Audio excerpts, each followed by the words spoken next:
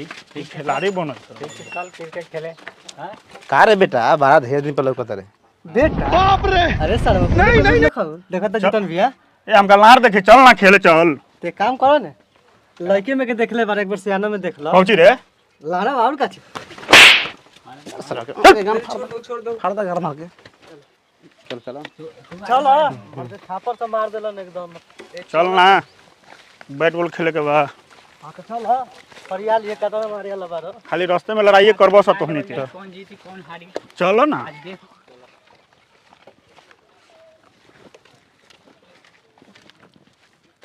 चल घर बिकट घर ए जा बॉलिंग करता ए दीपू जी जा हम एक रहबो हां एक रहबो हम चल ठीक है तू जाओ दूसरा बजा आई जब बैटिंग कौन करे हम करेंगे बैटिंग चल बाबा तेरा लाभ धरे के लूडो बैटिंग करबो ओए मम्मी रे खाली जब बोले जब उल्टे बोलिए जो ना दे दे बॉल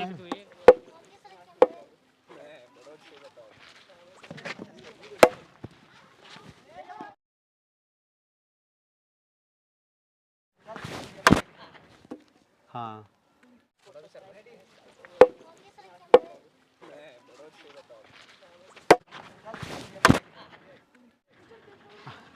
जा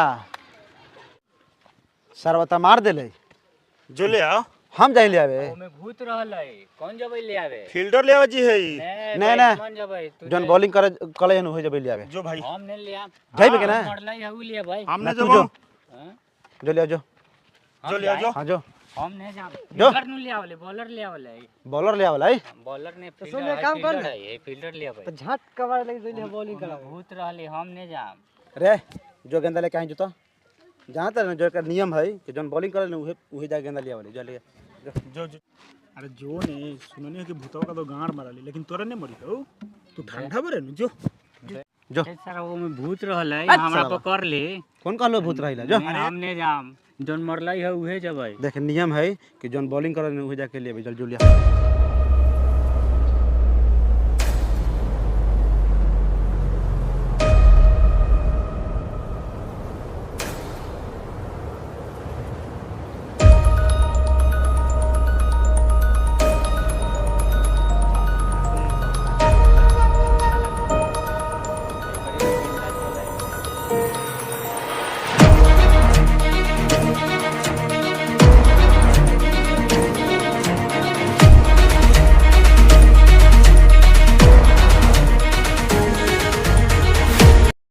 अरे भैया आधा घंटा हो गलो अभी तक ले ठंडावा अलग ने हां रे देखो तेरे ये देखे में घर कम भूत बंगला ज्यादा लगे थी ए भैया लागत है कि ठंडावा के भूत धो ले लो सही कहे कि मोर बायां खा काहे फर फर फर फर फर फराई तो कभी से तो फरकत हुआ हाथ बायां खा अरे तोनी के बकचोदिया करस चलो से ओकर देखाऊ से हमने जबुए में अरे चल हमने जबुए चल हम नहीं भैया चल हमने जब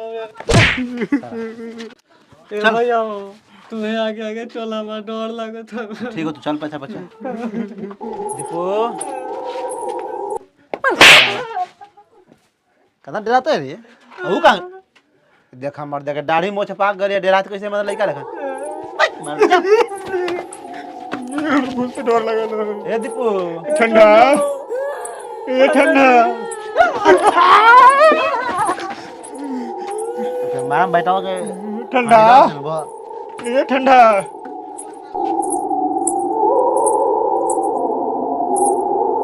दीपू ठंडा ये ठंडा दीपू रे ये रवि भाई कोनो आदमी है लेकिन वो हिलाई कैसे है ए चला ना मार दे ये ठंडा ऐसा दिखान डाला मैं ऐसी है सारा खाली डरा था चल दीपू अकेले है इतने तू डरा तरस दीपू ठंडा ए दीपू ठंडा आओ अंडा खियो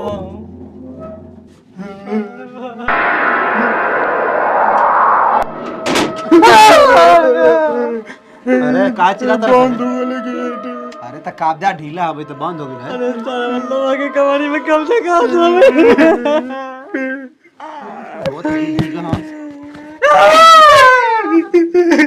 मारा बैठ सन के गाना फाड़ दे एगो काम कर सा, डर लगा था उसके तो तू उधर खोजो, ए सब होने खोजो लो, हमें खोजते हैं।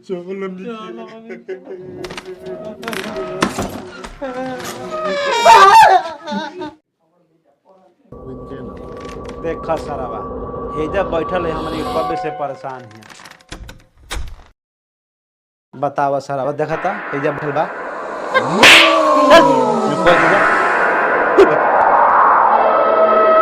कौन बरे? भूत बरे? अरे बाप, हम कैसे मान ली कि तू भूत बरे? गायब होके दिखाएगा। हाँ भूत तो गायब होकर है, तनी गायब होके दिखाओ तो। अरे बाप रे बाप, सोचो में भूत हिले बाप, भाग रे, कितने कमारी, अरे बाप रे बाप रे।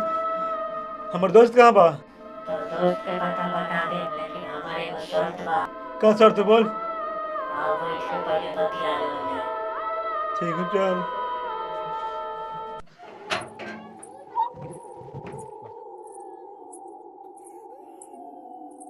भूत भैया बतावा हमार दोस्त कहाँ बा? चल तो दोस्त के मिलावे ज्यादा दोस्त है।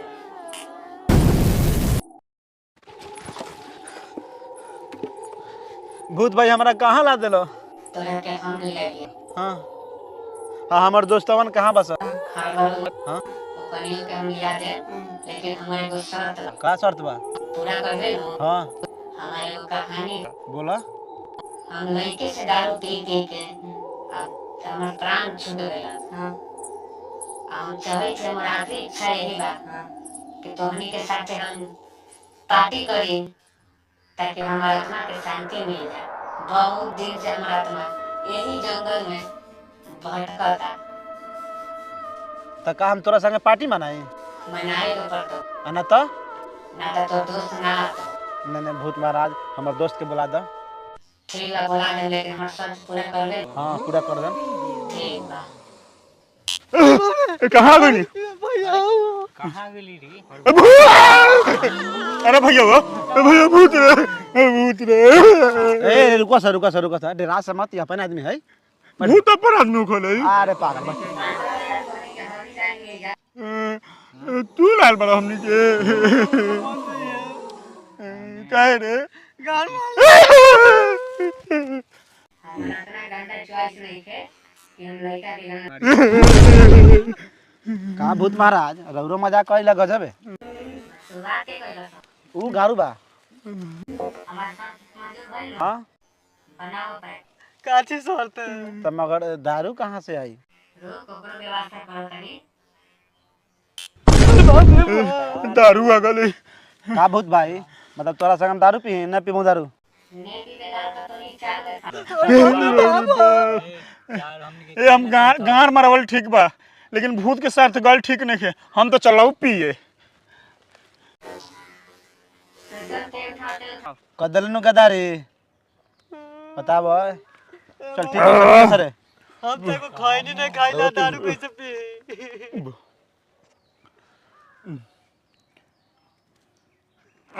तने से खाना में दारू बड़ी लग गल। हमारा अपना से शांति मिल गई। अब ले लेते हैं, ले पी जा सब। ए भाई आओ, हम तो खैनी नहीं खाइला, दारू कैसे पियो? जो ए देख पी ले अन्य तो हम गाल मार दे वो भूतवा। पी ले लेने तो जब पी जल्दी। जब है हमरा नासा भूत भैया अब तो हमारा संग दारू पी लेने रहुआ, अब तो और आत्मा का शांति मिल गई।